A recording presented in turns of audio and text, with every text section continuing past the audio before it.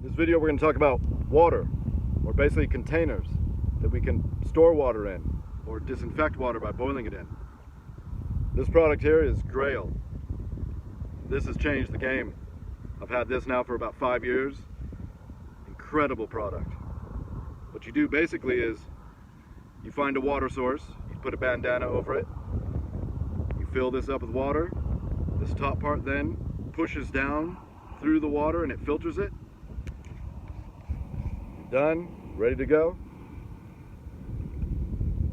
Incredible tool.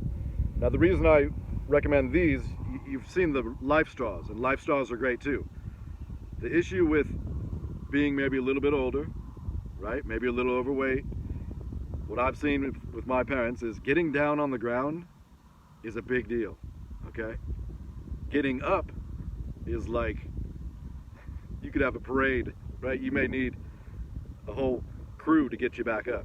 So the thing with the life straw is you've got to get down on the ground, so you're on your, hands and knees, and then you got to drink the water, then you got to get back up. In an emergency, it's great.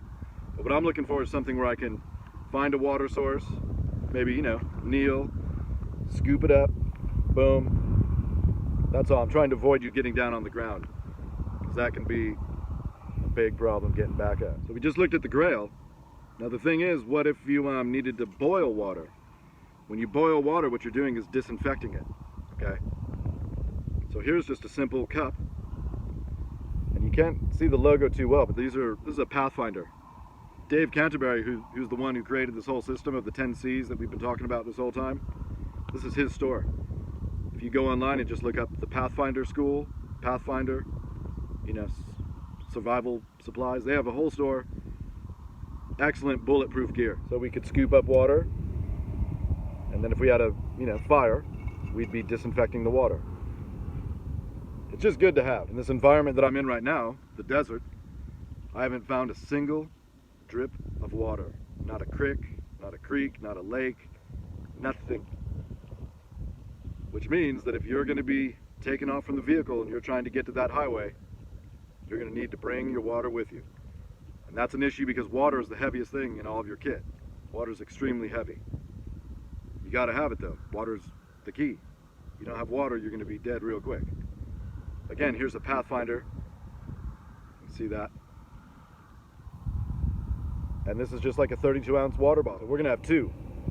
And I'd recommend throwing in your, plastic water, because you're going to be losing that weight as you go, because you'll be drinking.